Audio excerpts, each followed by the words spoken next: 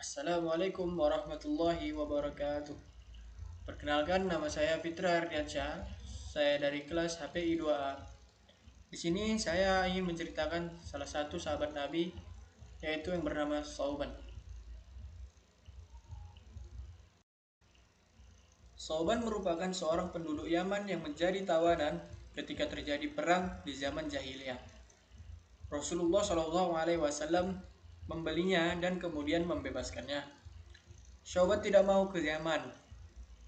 Ia memilih untuk tinggal dan melayani Rasulullah Shallallahu Alaihi Wasallam.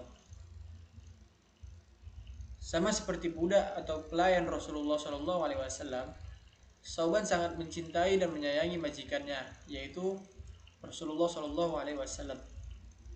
Bahkan Sauban tidak mau jauh atau berpisah dari Rasulullah. Ia selalu mengusahakan diri agar bisa selalu mendampingi Rasulullah Shallallahu Alaihi Wasallam kapanpun dan dimanapun, di rumah maupun di perjalanan. Jika Rasulullah ada tugas di luar, Sauban begitu gelisah. Ia resah karena tidak bisa menatap wajah Rasulullah. Maka ketika Rasulullah kembali ke rumah, Sauban langsung menatap muka majikannya itu. Ia gembira manakala dekat dengan Rasulullah Shallallahu Alaihi Wasallam, dan dia sedih ketika Rasulullah tidak ada di dekatnya.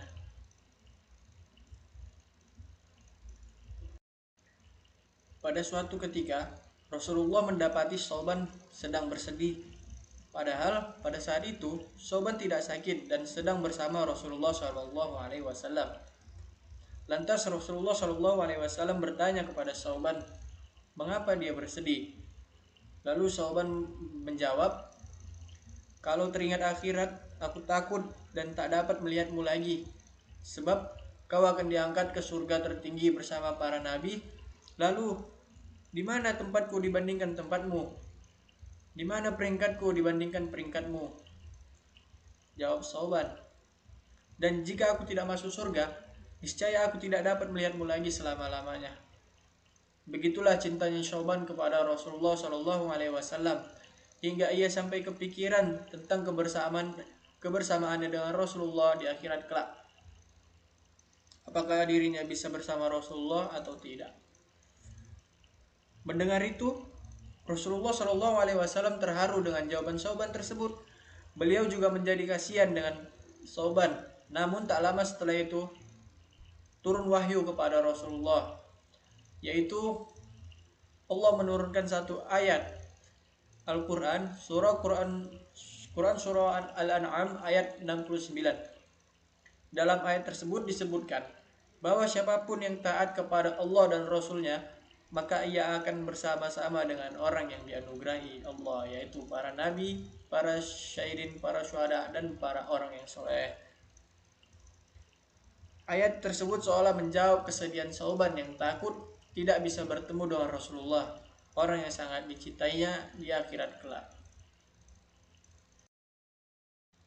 Dan ada satu kisah yang sangat penuh motivasi, adalah misteri 3 pertanyaan Sauban yang didengar keluarga Sauban menjelang sakaratul maut menghampirinya.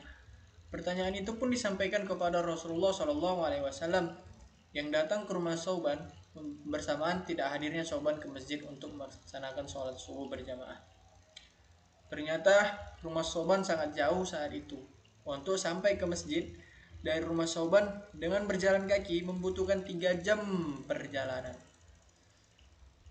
Istri Sauban radhiyallahu anha bertanya, "Ya Rasulullah, ada sesuatu yang jadi tanda tanya bagi kami semua, yaitu menjelang kematiannya, dia berteriak 3 kali dengan masing-masing teriakan disertai satu kalimat. Kami semua tidak paham apa maksudnya ya Rasulullah." Rasulullah Shallallahu Alaihi Wasallam pun bertanya, apa saja ya kalimat yang diucapkan oleh Sauban? Istri Sauban pun menjawab, di masing-masing teriakannya, beliau berucap kalimat, aduh, kenapa tidak lebih jauh? Aduh, kenapa tidak yang baru? Dan yang ketiga, aduh, kenapa tidak semua? Rasulullah Shallallahu Alaihi Wasallam pun melantunkan ayat yang artinya, Sesungguhnya kamu berada dalam keadaan lalai dari hal ini, maka kami singkapkan daripadamu hijab yang menutupi matamu, maka penglihatanmu pada hari itu amat tajam. Quran Surah Qaf ayat 22. Jadi penjelasannya adalah, jadi saat Sauban radhiyallahu anhu dalam keadaan sakaratul maut, perjalanan hidupnya ditayangkan ulang oleh Allah Subhanahu wa taala. Bukan hanya itu, semua ganjaran dari perbuatan beliau diperlihatkan oleh Allah. Apa yang dilihat oleh Sauban dan orang yang sakaratul maut tidak bisa disaksikan yang lain. Dalam pandangan yang tajam itu, Sauban melihat sesuatu adegan di mana kesehariannya beliau pergi pulang ke masjid untuk sholat berjamaah 5 waktu. Ia menyesal mengapa jarak rumahnya tidak lebih jauh dari masjid. Masya Allah.